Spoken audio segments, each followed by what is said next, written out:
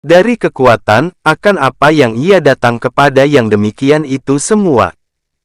Sifat dinding sorga, lantai-lantainya, kayu-kayuannya dan sungai-sungainya. Perhatikanlah tentang bentuk sorga, dan bertafakurlah tentang kegemaran penduduk-penduduknya dan tentang penyesalan orang yang tiada memperolehnya, karena dipadainya dengan dunia, sebagai ganti daripadanya. Abu Hurairah berkata, Rasulullah bersabda, bahwa dinding sorga itu batu bata dari perak dan batu bata dari emas. Tanahnya pohon kumkuma, zafaran, dan buminya kesturi. Ditanyakan Rasulullah tentang tanah sorga, maka beliau menjawab, tanah licin putih, kesturi murni. Abu Hurairah berkata, Rasulullah bersabda, barang siapa menyukai bahwa ia diberi minum khamar oleh Allah Azza wa Jalla di akhirat, maka hendaklah ditinggalkannya di dunia.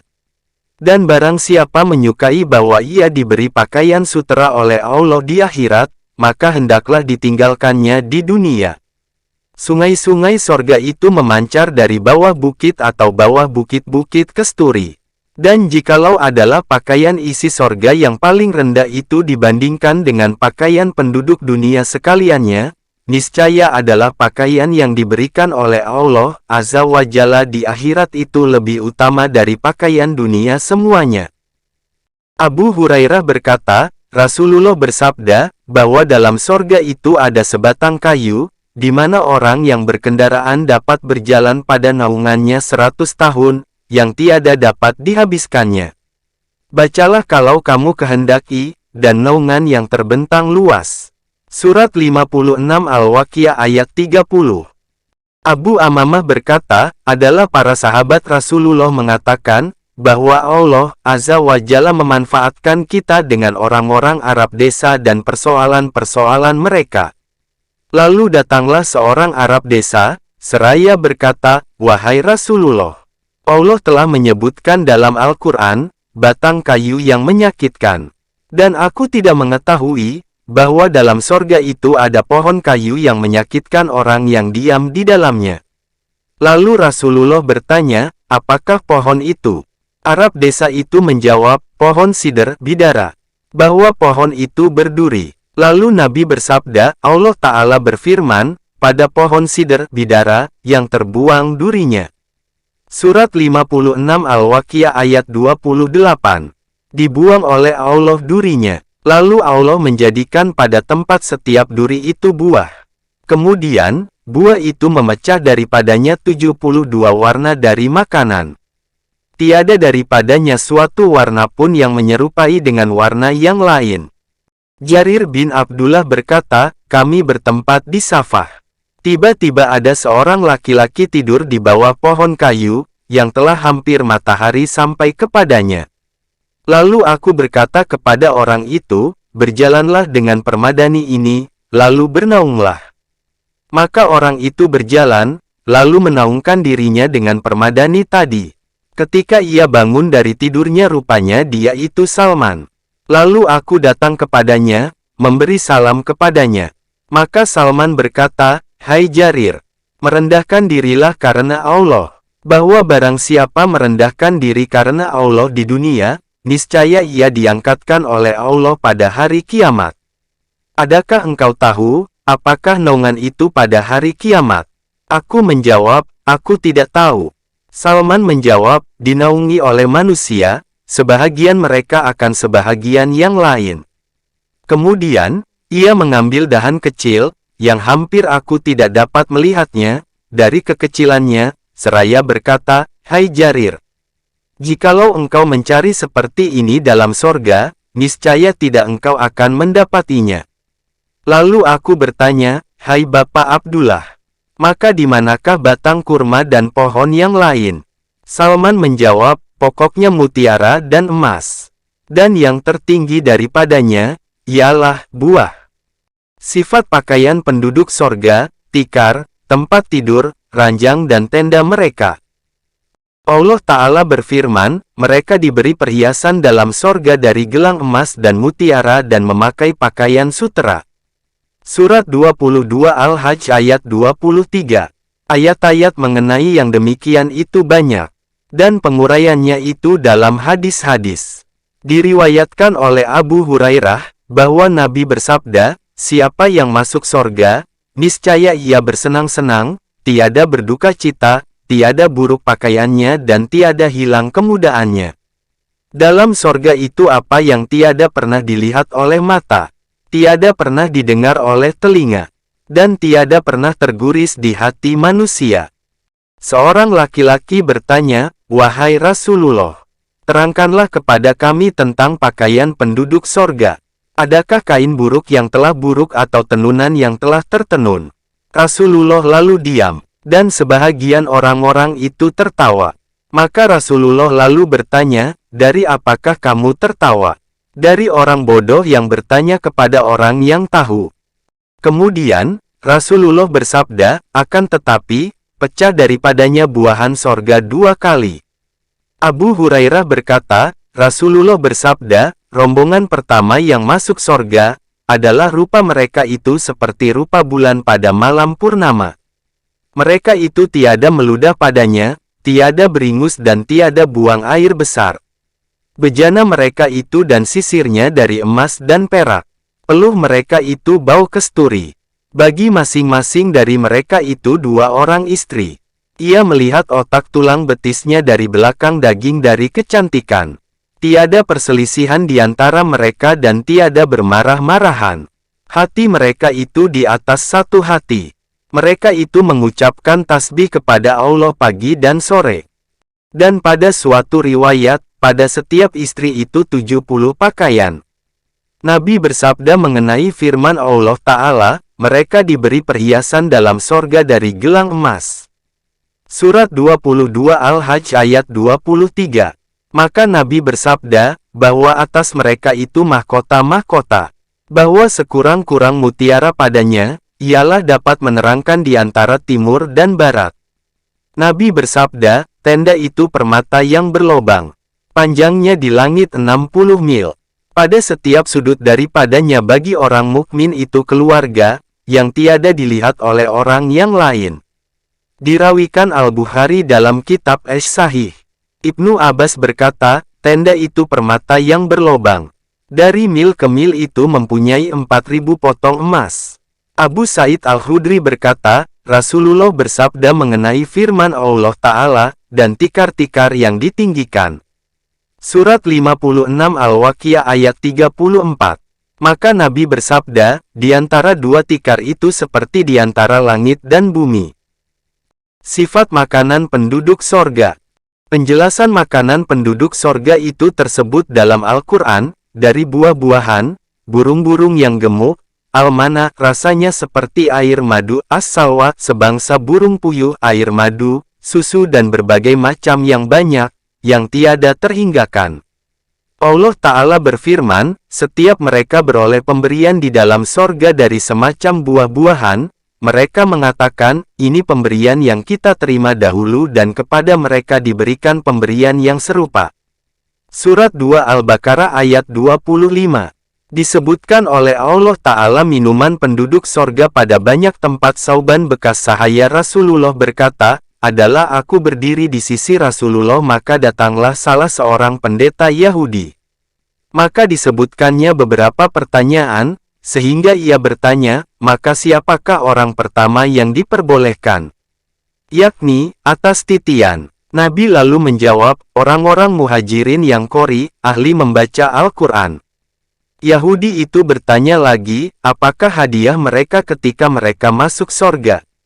Nabi menjawab, buih hati ikan paus. Yahudi itu bertanya pula, apakah makanan mereka sesudah itu?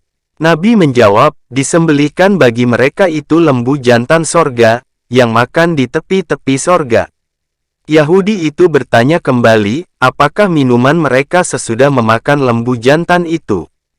Nabi menjawab, dari mata air dalam sorga, yang dinamakan salsabil. Pendeta Yahudi itu berkata, benar engkau. Zaid bin Arqam berkata, seorang laki-laki Yahudi datang kepada Rasulullah, seraya bertanya, hai ayah Al-Qasim, adakah tidak engkau mendakwakan bahwa penduduk sorga itu makan dan minum di dalam sorga? Dan Yahudi itu mengatakan kepada teman-temannya, "Jikalau ia mengaku bagiku dengan yang demikian, niscaya akan aku kalahkan dia dengan alasan." Lalu Rasulullah menjawab, "Benar. Demi Tuhan, yang diriku di tangannya, bahwa seseorang mereka diberikan kekuatan 100 laki-laki pada makan, minum dan bersetubuh." Maka orang Yahudi itu menjawab, bahwa orang yang makan dan minum itu ada baginya hajat keperluan. Rasulullah lalu bersabda, hajat keperluan mereka ialah keringat yang melimpah dari kulit mereka seperti kesturi. Jadi, maka perut itu telah kurus. Ibnu Mas'ud berkata, Rasulullah bersabda, sesungguhnya engkau memandang kepada burung dalam sorga. Lalu engkau mengingininya. Maka burung itu jatuh tersungkur di hadapan engkau dengan keadaan sudah terbakar masak. Hudzaifah berkata, Rasulullah bersabda, bahwa dalam sorga itu ada burung, seperti unta besar. Abu Bakar bertanya, bahwa burung itu sungguh menikmatkan, wahai Rasulullah. Nabi menjawab, dinikmati akan burung itu oleh orang yang memakannya. Dan engkau termasuk orang yang memakannya, wahai Abu Bakar. Abdullah bin Amr berkata tentang firman Allah Ta'ala, diedarkan kepada mereka piring-piring. Surat 43 Az-Zukhruf ayat 71. Maka Abdullah bin Amr itu mengatakan, diedarkan kepada mereka 70 piring dari emas. Setiap piring, padanya itu warna, yang tidak ada pada piring yang lain seperti itu. Abdullah bin Mas'ud berkata tentang firman Allah Ta'ala, dan campurannya dari mata air tasnim. Surat 83 Al-Mutaffifin ayat 27. Maka Abdullah bin Mas'ud mengatakan, dicampurkan bagi orang-orang golongan kanan dan akan diminum oleh orang-orang Al-Muqarrabin semata-mata. Abu Darda mengatakan tentang firman Allah Ta'ala, kesudahannya ialah kesturi. Surat 83 Al-Mutaffifin ayat 26. Maka Abu Darda mengatakan, itulah minuman putih seperti perak, yang disudahkan mereka pada akhir minumannya.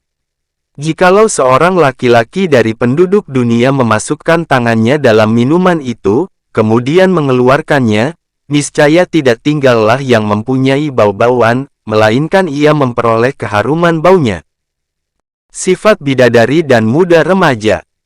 Telah berulang-ulang dalam Al-Quran penyifatan mereka. Dan telah datang hadis-hadis dengan lebih banyak uraian tentang yang demikian. Diriwayatkan Anas, bahwa Rasulullah bersabda, waktu pagi pada jalan Allah atau waktu sore itu lebih baik dari dunia dan isinya. Sesungguhnya tali panas seseorang kamu atau tempat tapak kakinya dari sorga itu lebih baik dari dunia dan isinya. Jikalau seorang wanita dari wanita-wanita penduduk sorga itu melihat ke bumi, niscaya bercahayalah dan penuhlah di antara bumi dan sorga itu bau-bauan. Dan kainnya di atas kepalanya itu lebih baik dari dunia dengan isinya, yakni, kain penutup kepala. Abu Sa'id Al-Khudri berkata, Rasulullah bersabda mengenai firman Allah Ta'ala, mereka bagai permata delima dan mutiara. Surat 55 Ar-Rahman ayat 58. Maka Nabi bersabda, dipandang kepada wajahnya dalam tabirnya, lebih bersih dari cermin. Mutiara yang paling kurang padanya itu menyinarkan di antara timur dan barat. Bahwa di atasnya itu 70 lapis pakaian, yang ditembuskan oleh penglihatannya. Sehingga ia melihat benak tulang betisnya dari belakang yang demikian. Anas berkata, Rasulullah bersabda, tatkala aku diisrakan, dijalankan pada malam hari, maka aku masuk sorga, pada suatu tempat, yang dinamakan, Al-Baidak. Di atasnya tenda dari mutiara, batu zabarjat hijau dan yakut merah.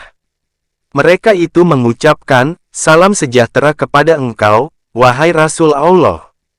Lalu aku bertanya, hai Jibril, apakah seruan itu? Jibril menjawab, mereka itu bidadari-bidadari yang terpelihara baik dalam rumah. Mereka itu meminta izin pada Tuhannya, untuk memberi salam kepada engkau. Maka Allah mengizinkan kepada mereka. Maka mulailah mereka itu mengatakan, kami senang. Maka kami tiada marah untuk selama-lamanya. Kami terus di sini. Maka kami tidak pergi untuk selama-lamanya. Rasulullah lalu membaca firman Allah Ta'ala, yang suci bersih, terpelihara baik di dalam rumah. Surat 55 Ar-Rahman ayat 72. Mujahid berkata tentang firman Allah Ta'ala, dan istri-istri pasangan yang suci.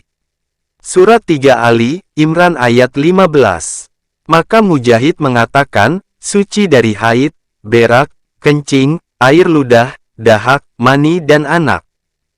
Al-Auza'i berkata tentang firman Allah Ta'ala, bersenang-senang dalam pekerjaannya. Surat 36 Yasin ayat 55. Maka Al-Auza'i mengatakan, pekerjaan mereka, ialah, mengambil keperawanannya. Seorang laki-laki bertanya, wahai Rasulullah, adakah bersetubuh penduduk sorga? Nabi menjawab, seorang laki-laki dari mereka diberi kekuatan pada satu hari, lebih utama dari 70 orang dari kamu. Abdullah bin Umar berkata, bahwa tingkat yang paling rendah bagi penduduk sorga, ialah orang yang berusaha bersama dia 1000 pelayan. Setiap pelayan itu pada pekerjaan, yang tiada padanya temannya. Rasulullah bersabda, bahwa seorang laki-laki dari penduduk sorga itu kawin dengan 500 wanita, yang mata putihnya amat putih dan mata hitamnya amat hitam, haura, 4.000 wanita perawan dan 8.000 janda. Ia berpeluk-pelukan dengan masing-masing dari mereka itu sepanjang umurnya di dunia. Nabi bersabda, bahwa dalam sorga itu ada pasar, yang tidak ada padanya berjual beli. Selain gambar dari laki-laki dan wanita. Maka apabila seorang laki-laki merindukan suatu gambar, niscaya ia masuk padanya. Dan bahwa padanya itu tempat berkumpulnya bidadari, yang meninggikan suaranya, yang belum pernahlah makhluk manusia mendengar yang seperti itu. Mereka itu mengatakan, kami berkekalan di sini, maka tidaklah kami berpindah jauh.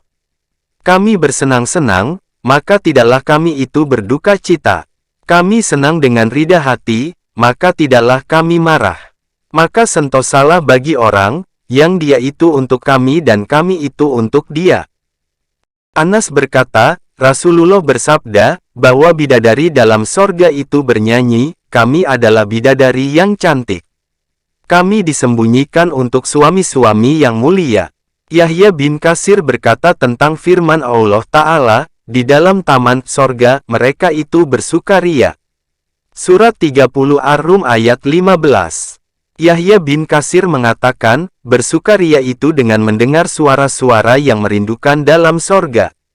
Abu Amamah al-Bahili berkata, Rasulullah bersabda, tiadalah dari seorang hamba yang masuk sorga, melainkan duduklah pada sisi kepalanya dan sisi dua kakinya, 2 orang bidadari, yang bernyanyi untuk dia, dengan suara yang paling bagus, yang didengar oleh insan dan jin. Dan tidaklah itu dengan serunai setan. Akan tetapi, dengan pemujian dan pengkudusan kepada Allah. Penjelasan, kalimat-kalimat yang bercerai-berai dari sifat-sifat penduduk sorga, yang tersebut pada hadis-hadis. Usamah bin Zaid meriwayatkan, bahwa Rasulullah bersabda kepada para sahabatnya, ketahuilah. Adakah orang yang sangat bersungguh-sungguh bagi sorga? Bahwa sorga, tiadalah bahaya baginya. Sorga itu demi yang empunya Ka'bah adalah cahaya yang bersinar-sinar, bau-bauan yang harum, yang menggerakkan, istana yang kokoh kuat, sungai yang mengalir, buah-buahan yang banyak dan masak, istri yang cantik molek, dalam kesukaan dan kenikmatan pada tempat tinggal itu untuk selama-lamanya. Dan yang bagus dalam rumah yang tinggi, cantik dan sejahtera. Para sahabat itu berkata, kami itu sangat bersungguh-sungguh bagi sorga, wahai Rasulullah. Nabi lalu menjawab, katakanlah, insya Allah Ta'ala. Kemudian, beliau menyebutkan jihad dan menggerakkan kepada jihad itu. Seorang laki-laki datang kepada Rasulullah, seraya bertanya, adakah dalam sorga itu kuda? Adakah kuda itu menakjubkan aku? Nabi menjawab, jikalau engkau menyukai yang demikian, niscaya didatangkan kepada engkau seekor kuda dari yakut yang merah. Maka ia terbang dengan engkau dalam sorga, kemana saja engkau kehendaki. Seorang laki-laki berkata kepada Nabi, bahwa unta itu menakjubkan aku.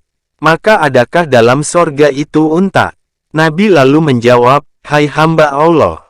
Kalau engkau dimasukkan ke dalam sorga, maka bagi engkau dalam sorga itu apa yang diingini oleh nafsu engkau dan yang dipandang lezat oleh dua mata engkau.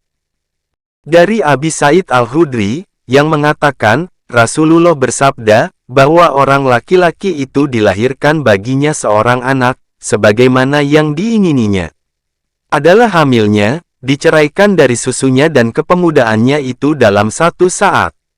Rasulullah bersabda, apabila telah menetaplah penduduk sorga dalam sorga, niscaya saudara-saudara itu rindu kepada saudara-saudaranya. Maka berjalanlah tempat tidur si ini kepada tempat tidur si ini. Lalu keduanya bertemu dan bercakap-cakap, yang tidak pernah ada di antara keduanya dalam negeri dunia. Maka ia berkata, hai saudaraku, engkau ingat akan hari itu pada tempat duduk itu. Lalu kita berdoa kepada Allah, Azza wa Jalla. Maka ia mengampunkan bagi kita. Rasulullah bersabda, bahwa penduduk sorga itu tidak berbulu badannya, muda belia, putih, keriting rambutnya, yang bercelak matanya, pemuda berumur 33 tahun di atas bentuk kejadian Adam. Tinggi mereka itu 60 hasta atau 30 meter, dalam lintangnya 7 hasta kira-kira 3 meter. Rasulullah bersabda, sekurang-kurangnya penduduk sorga itu mempunyai 80.000 pelayan dan 72 istri. Dan didirikan baginya suatu atap bundar kubah dari mutiara, zabarjat dan yakut, sebagaimana antara Al-Jabiyah ke Sana'a. Bahwa di atas mereka itu mahkota.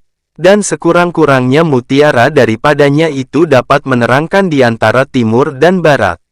Nabi bersabda, aku memandang ke sorga. Maka rupanya, buah delimanya adalah seperti kulit unta yang terlipat. Rupanya, burung sorga itu seperti unta besar. Rupanya, dalam sorga itu ada budak wanita. Lalu aku bertanya, hai budak wanita, untuk siapa engkau? Maka ia menjawab, untuk Zaid bin Haritsah. Rupanya, dalam sorga itu ada yang belum pernah dilihat oleh mata, belum pernah terdengar oleh telinga dan belum pernah terguris pada hati manusia. Kabul Ahbar berkata, Allah Ta'ala menciptakan Adam dengan tangannya. Ia menulis Taurat dengan tangannya. Dan ia menanamkan sorga dengan tangannya. Kemudian ia berfirman kepadanya, berbicaralah. Maka sorga itu membacakan, sesungguhnya beruntunglah orang-orang yang beriman itu. Surat 23 Al-Mu'minun ayat 1. Maka inilah sifat-sifat sorga, yang telah kami sebutkan itu secara keseluruhan. Kemudian, kami nukilkan secara terurai. Al-Hasan Al-Basharira menyebutkan secara keseluruhannya. Maka beliau mengatakan, bahwa buah delima sorga itu seperti timba. Bahwa sungai-sungainya adalah dari air yang tidak berubah-ubah. Dan sungai-sungai dari susu yang tidak berubah rasanya. Sungai-sungai dari air madu, yang bersih, yang tidak dapat disifatkan. Dan sungai-sungai dari khamar yang lezat bagi orang-orang yang meminumnya, yang tidak melemahkan akal pikiran dan tidak memusingkan kepala. Bahwa dalam sorga itu ada yang belum pernah dilihat oleh mata, tidak pernah didengar oleh telinga dan tidak pernah terguris pada hati manusia. Raja-raja yang bersenang-senang dengan nikmat, putera-putera yang berumur 33 tahun, dalam satu usia. Tingginya 60 hasta kira-kira 30 meter ke atas, bercelak, tiada berambut di badan, muda belia, yang merasa aman dari azab. Dan tenanglah bagi mereka perkampungan itu. Sungai-sungainya mengalir atas batu-batu kecil dari yakut dan zabarjat. Urat-uratnya, batang kurmanya dan batang anggurnya itu mutiara. Dan buah-buahnya tidak diketahui akan pengetahuannya, selain oleh Allah Ta'ala. Bau harumnya, didapati dari perjalanan 500 tahun. Bahwa bagi mereka di dalam sorga itu kuda dan unta yang cepat berjalan. Kendaraannya, kekangnya dan pelananya dari yakut, yang kunjung mengunjungi mereka itu padanya. Istri mereka itu bidadari, seolah-olah mereka itu telur yang tersimpan rapi. bahwa wanita itu mengambil dengan 2 anak jarinya 70 potong pakaian. Lalu dipakainya. Maka terlihatlah benak dalam betisnya dari belakang pakaian yang 70 itu. Allah telah mensucikan akhlak dari sifat yang buruk dan tubuh dari kematian. Mereka itu tiada berair ingus padanya. Tiada kencing dan tiada berak. Hanya sesungguhnya itu sandawa dan keringat kesturi. Bagi mereka itu rezeki pada pagi hari dan pada sorenya. Bahwa tidaklah malam, yang kembali pagi kepada sore dan sore kepada pagi. Bahwa penghabisan orang yang masuk sorga dan yang paling rendah kedudukan dari mereka itu dipanjangkan penglihatannya dan kerajaannya, seperti jalanan 100 tahun, dalam istana dari emas, perak dan tenda mutiara. Dan dilapangkan baginya pada penglihatannya, sehingga ia memandang kepada yang sejauh-jauhnya, sebagaimana ia memandang kepada yang sedekat-dekatnya. Diberi makanan pagi kepada mereka itu dengan 70.000 piring dari emas. Dan diberi makanan sore kepada mereka seperti itu pula. Pada setiap piring itu warna yang tidak ada pada piring yang lain, yang seperti itu. Dan diperolehnya rasa yang penghabisannya, sebagaimana diperolehnya rasa yang permulaannya. Bahwa dalam sorga itu suatu mutiara yakut, yang padanya 70.000 kampung. Pada setiap kampung itu 70.000 rumah, yang tiada padanya pecah dan lobang. Mujahid berkata, bahwa serendah-rendah kedudukan bagi penduduk sorga, bagi orang yang berjalan dalam kerajaannya itu 1000 tahun.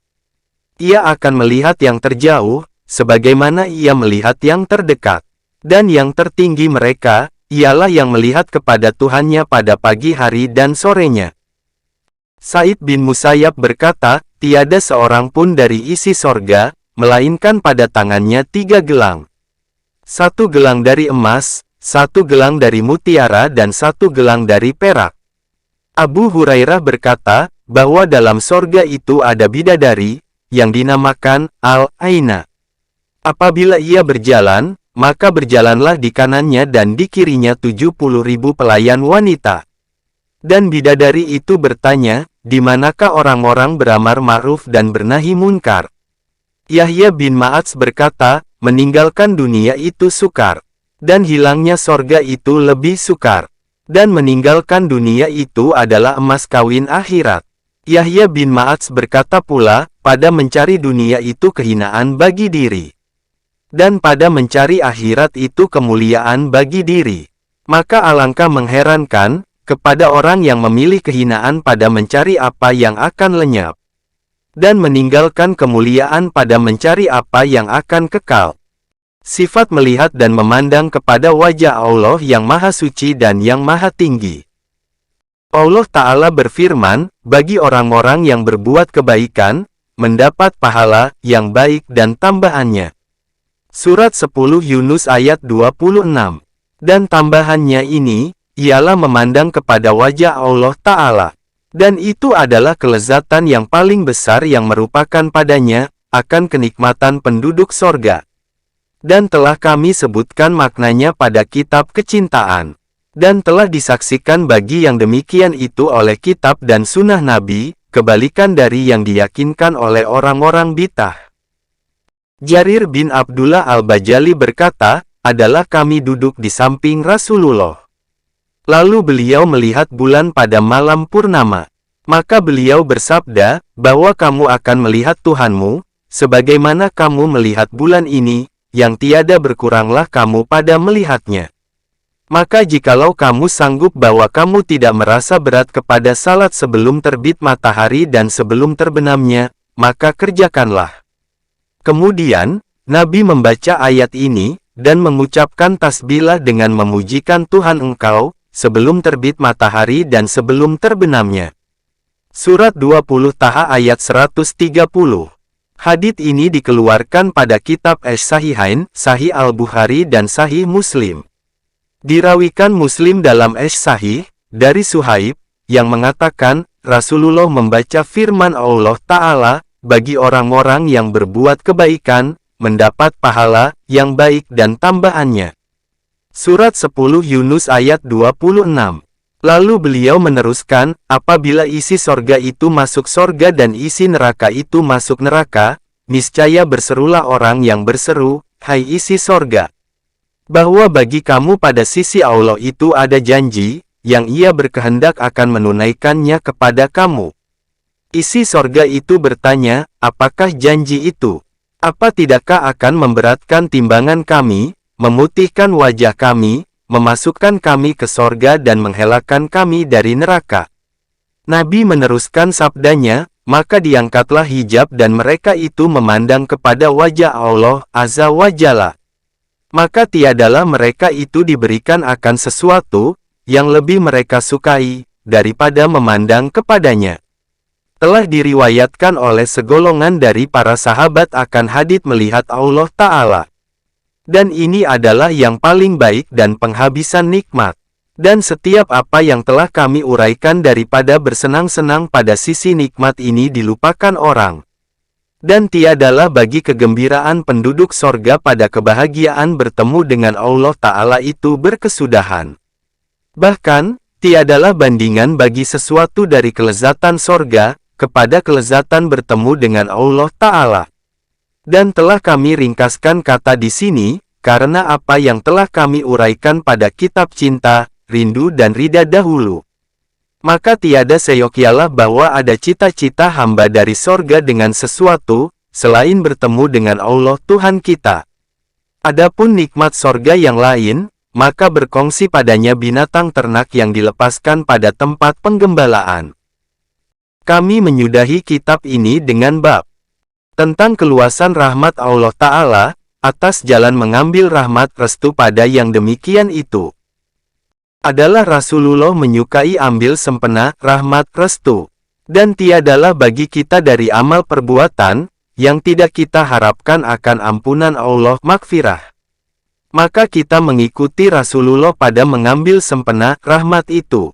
Dan kita mengharap kiranya ia menyudahkan akibat perbuatan kita dengan kebajikan di dunia dan di akhirat. Sebagaimana kita menyudahi kitab ini dengan menyebutkan rahmat Allah Ta'ala.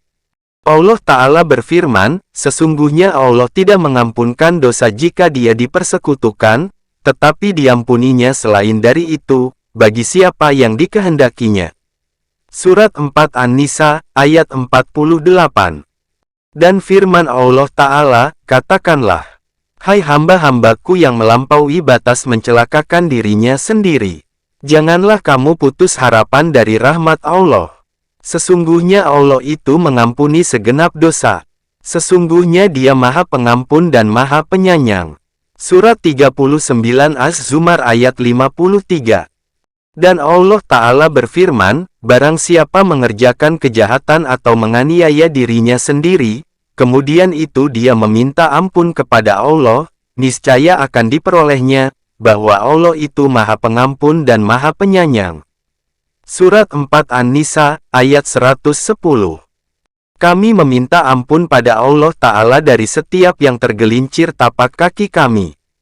Atau pena itu melampaui batas pada kitab kami yang ini dan pada kitab-kitab kami yang lain.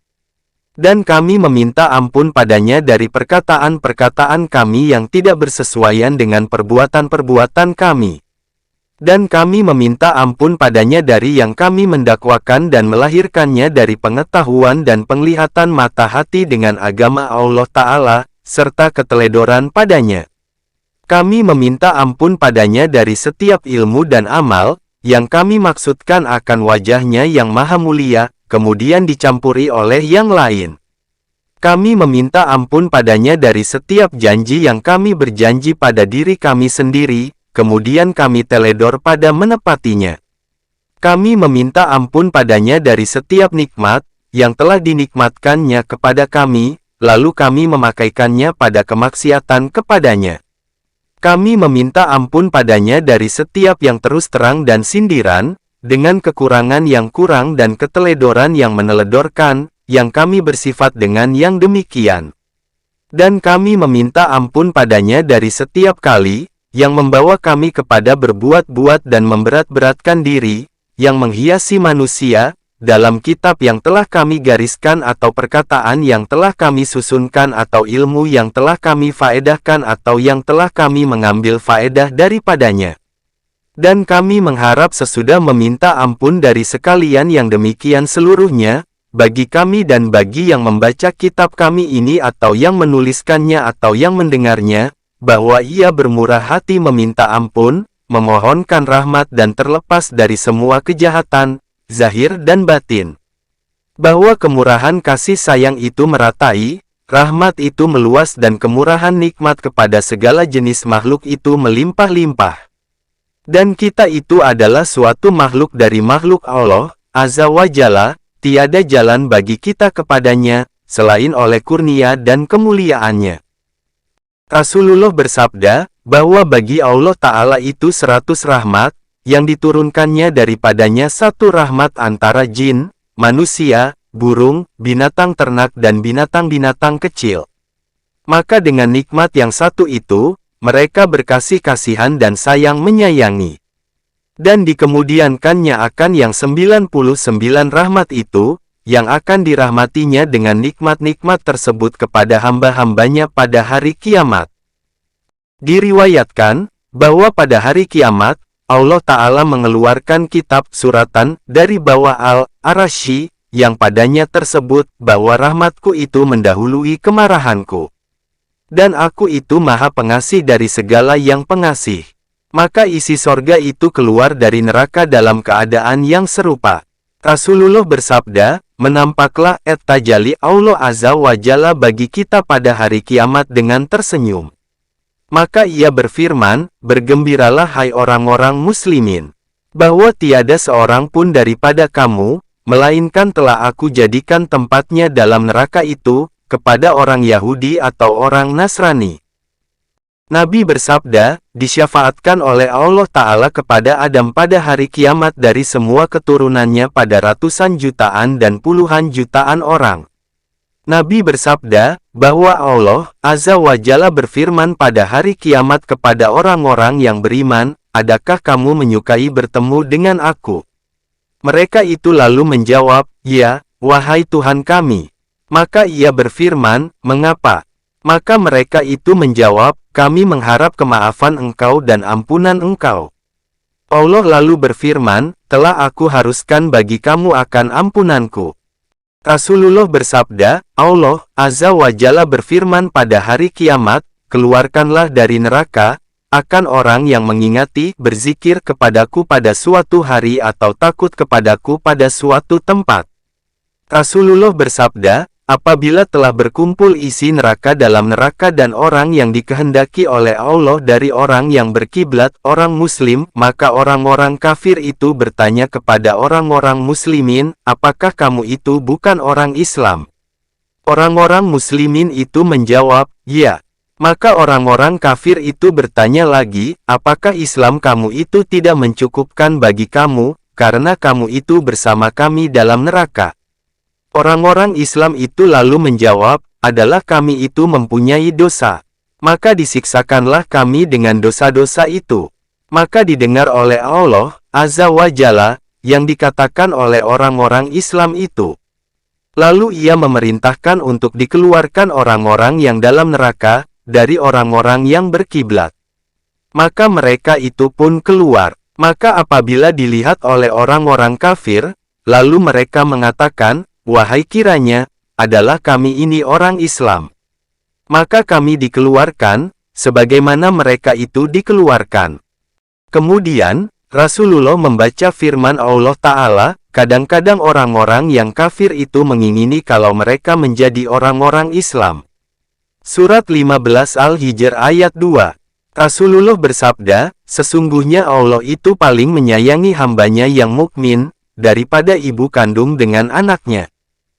Jabir bin Abdullah berkata, barang siapa yang lebih kebaikannya di atas kejahatannya pada hari kiamat, maka itulah orang yang masuk sorga, dengan tiada hisab tiada perhitungan amal.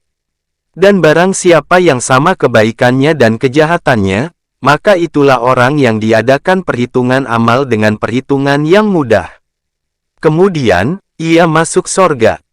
Sesungguhnya syafaat Rasulullah itu bagi orang yang menghinakan dirinya dan memberatkan punggungnya. Diriwayatkan, bahwa Allah Azza wa Jalla berfirman kepada Musa, "Hai Musa, bahwa Qarun itu meminta tolong pada engkau, maka engkau tidak menolongnya. Demi kemuliaanku dan kebesaranku, jikalau ia meminta tolong padaku, niscaya aku menolongnya dan memaafkannya." Sa'ad bin Bilal berkata, diperintahkan pada hari kiamat mengeluarkan 2 orang laki-laki dari neraka. Maka Allah yang Maha Suci dan yang Maha Tinggi berfirman, yang demikian itu disebabkan yang dikerjakan oleh tangan keduanya. Dan tiadalah aku berbuat zalim kepada segala hamba. Dan ia memerintahkan mengembalikan keduanya ke neraka. Maka larilah salah seorang daripada keduanya dalam rantainya, sehingga ia masuk ke neraka, dan yang seorang lagi terlambat. Maka diperintahkah dengan mengembalikan keduanya. Dan Allah menanyakan keduanya dari perbuatannya. Lalu menjawab yang lari ke neraka, telah diperingatkan aku dari bahaya maksiat. Maka tidaklah aku kerjakan lagi untuk kali kedua karena kemarahan engkau. Dan menjawab yang terlambat, bagusnya sangkaanku kepada engkau itu memberitahukan kepadaku, bahwa engkau tidak akan mengembalikan aku lagi ke neraka, sesudah engkau mengeluarkan aku daripadanya. Maka Allah memerintahkan supaya keduanya itu ke sorga. Rasulullah bersabda, diserukan oleh penyeru dari bawah al-Arasy pada hari kiamat, "Hai umat Muhammad, adapun yang ada bagiku pada pihak kamu, maka telah aku berikan kepada kamu dan tinggallah hak-hak manusia. Maka memberikanlah dia, dan masuklah ke sorga dengan rahmatku." Diriwayatkan, bahwa seorang Arab desa mendengar Ibnu Abbas membaca, dan kamu dahulu berada di tepi lubang neraka, maka dilepaskan oleh Allah daripadanya. Surat 3 Ali, Imran ayat 103. Orang Arab desa itu lalu mengatakan, "Demi Allah, ia tidak melepaskan kamu daripadanya. Ia berkehendak bahwa menjatuhkan kamu ke dalamnya." Maka Ibnu Abbas menjawab, "Ambillah kalimat hikmat itu dengan tiada orang yang memahamkannya." Ash-Sanabihi berkata, aku masuk ke tempat Ubadah bin Ash-Samit dan ia dalam sakit yang membawa kepada wafatnya. Maka aku menangis. Lalu ia berkata, pelan-pelan, "Mengapa engkau menangis? Demi Allah, tiada satu hadits pun yang aku dengar dari Rasulullah yang ada kebajikan bagi kamu padanya, melainkan aku ceritakan dia kepada kamu, selain satu hadits. Dan akan aku ceritakan dia kepada kamu pada hari ini. Dan telah dikelilingi pada diriku. Aku mendengar Rasulullah bersabda, barang siapa mengaku, bahwa tiada yang disembah, selain Allah dan bahwa Muhammad itu utusan Allah, niscaya diharamkan oleh Allah atasnya neraka." Abdullah bin Amr bin al-Ash berkata, Rasulullah bersabda, bahwa Allah memilih seorang laki-laki dari umatku di hadapan orang banyak pada hari kiamat.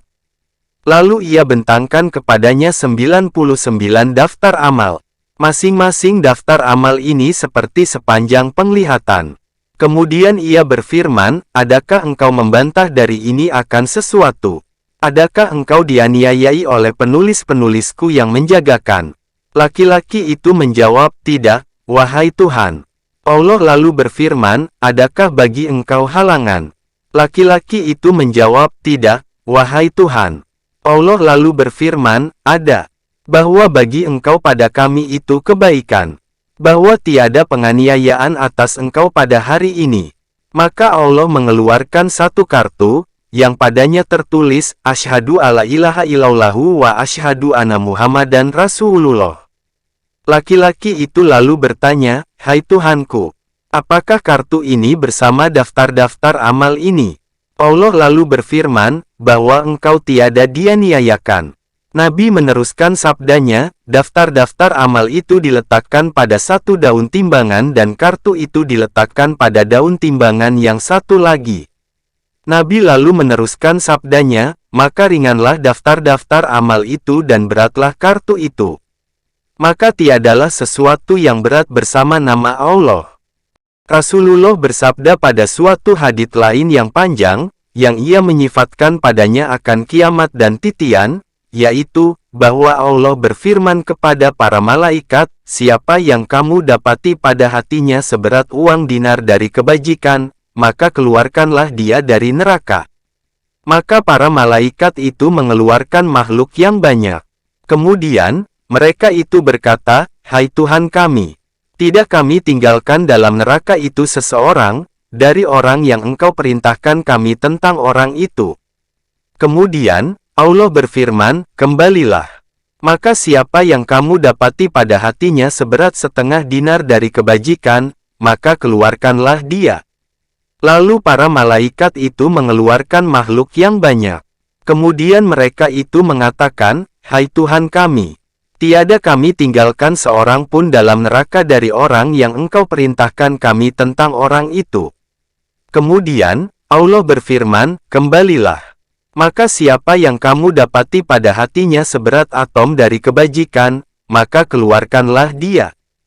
Lalu para malaikat itu mengeluarkan makhluk yang banyak. Kemudian mereka itu berkata, hai Tuhan kami, tiada kami tinggalkan seorang pun dalam neraka dari orang yang Engkau perintahkan kami tentang orang itu. Maka Abu Sa'id Al-Khudri berkata, jikalau kamu tidak membenarkan hadits ini, maka bacalah kalau kamu mau, bahwa Allah tidak menganiaya seseorang barang sebesar atom zarah. Meskipun perbuatan baik itu sebesar zarah, akan dilipat gandakan oleh Allah juga dan akan diberinya pahala yang besar dari sisinya. Surat 4 An-Nisa, ayat 40. Nabi meneruskan sabdanya, maka Allah Ta'ala berfirman, para malaikat itu memberi syafaat. Nabi-nabi itu memberi syafaat, dan orang-orang mukmin itu memberi syafaat. Dan tidak ada lagi, selain yang maha pengasih dari pengasih-pengasih. Lalu ia menggenggam dengan genggaman. Maka dikeluarkannya daripadanya itu suatu kaum yang tiada sekali-kali berbuat kebajikan, yang telah hitam dari karena terbakar. Lalu dicampakkannya mereka itu dalam sebuah sungai pada mulut sorga, yang dinamakan Nahrul Hayah, sungai kehidupan. Maka keluarlah mereka daripadanya, sebagaimana keluarnya biji-bijian pada tepi air bah. Adakah tidak kamu melihatnya, bahwa dia itu mengiringi batu dan kayu? Yang ada ke matahari itu kuning dan hijau, dan yang ada daripadanya kenongan itu putih. Mereka itu lalu bertanya, wahai Rasulullah, seolah-olah engkau berada mengembala di desa. Nabi menjawab, maka mereka itu keluar, seperti mutiara. Pada leher mereka itu cap stempel, yang dikenal mereka oleh penduduk sorga, yang mengatakan, mereka itu orang-orang yang dimerdekakan oleh Tuhan yang Maha Pengasih, yang dimasukkannya mereka itu ke sorga, dengan tiada amal yang dikerjakan mereka dan tiada kebajikan yang dikemukakan mereka. Kemudian ia berfirman, masuklah ke sorga. Maka apa yang kamu lihat, adalah itu bagi kamu.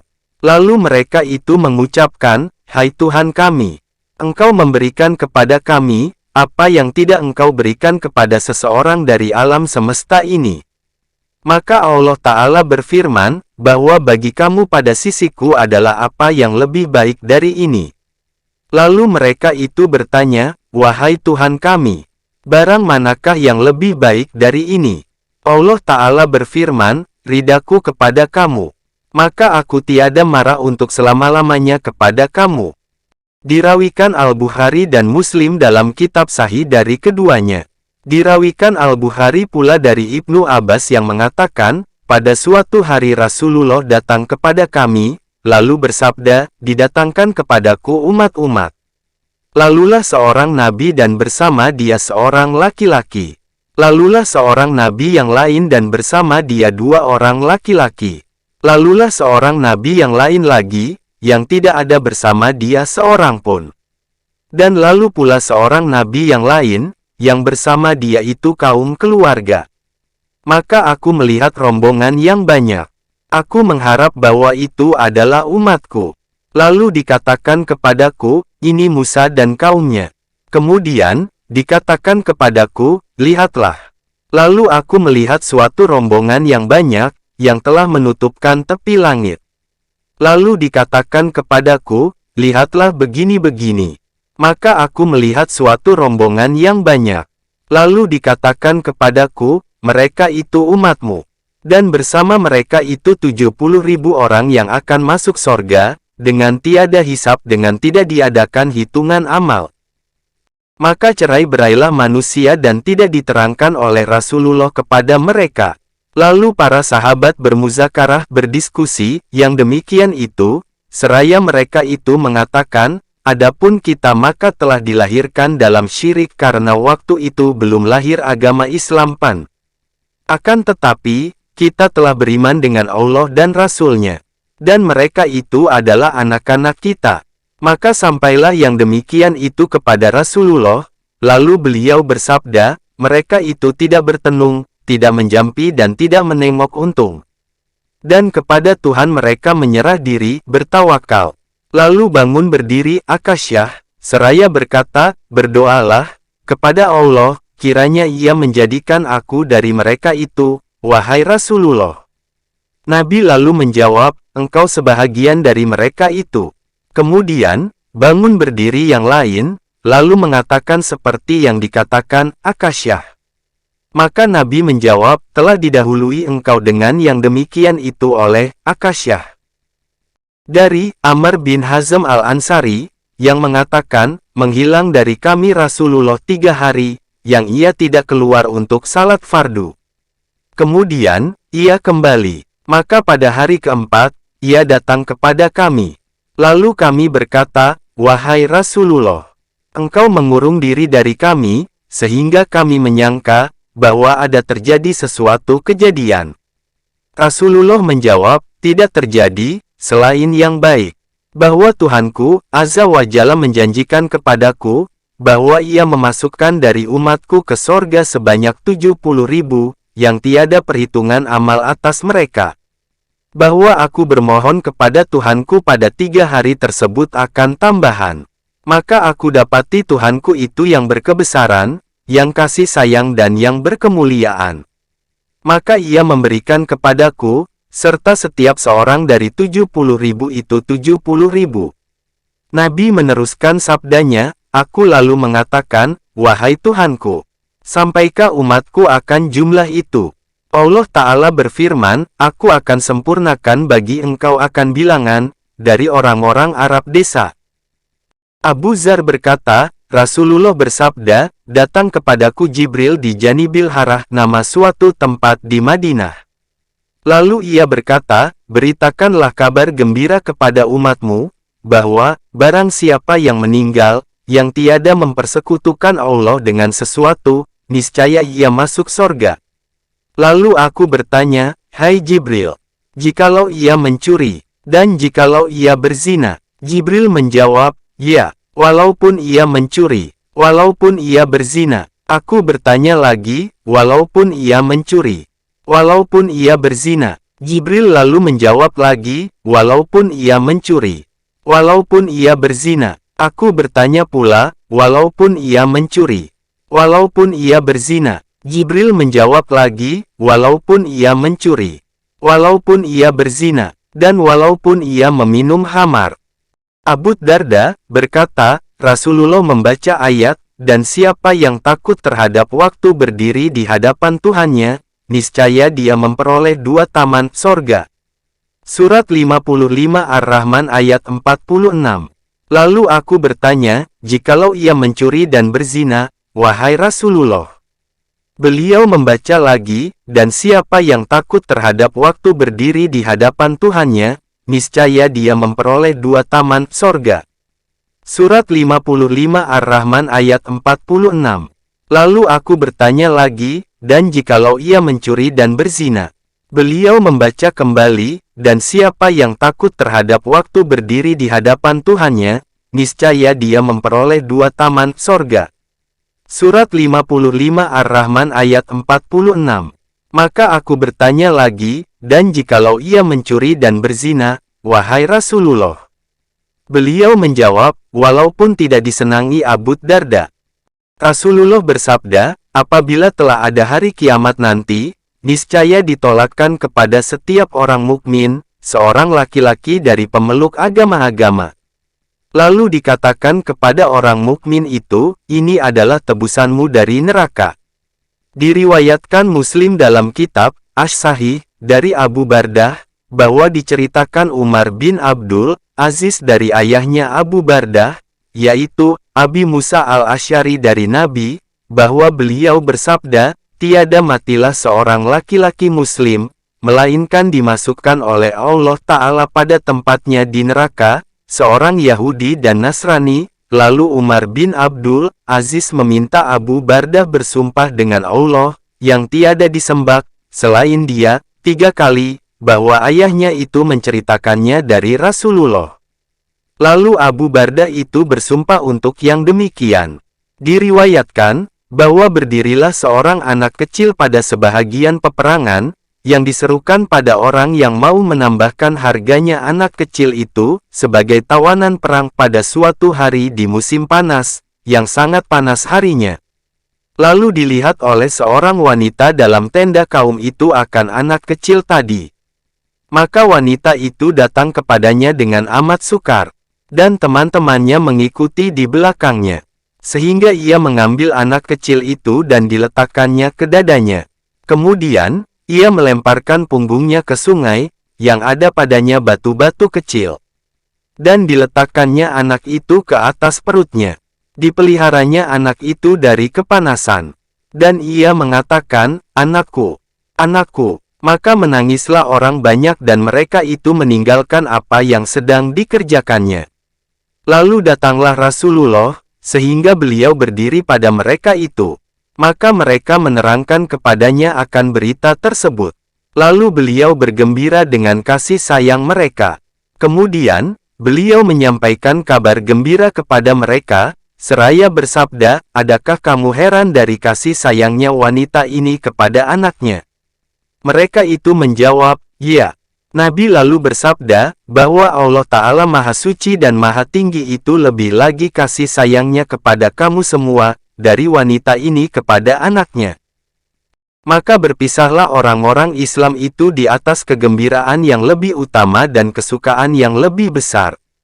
Maka hadis-hadis tersebut dan yang telah kami kemukakan pada kitab harap itu menggembirakan kita dengan keluasan rahmat Allah Ta'ala.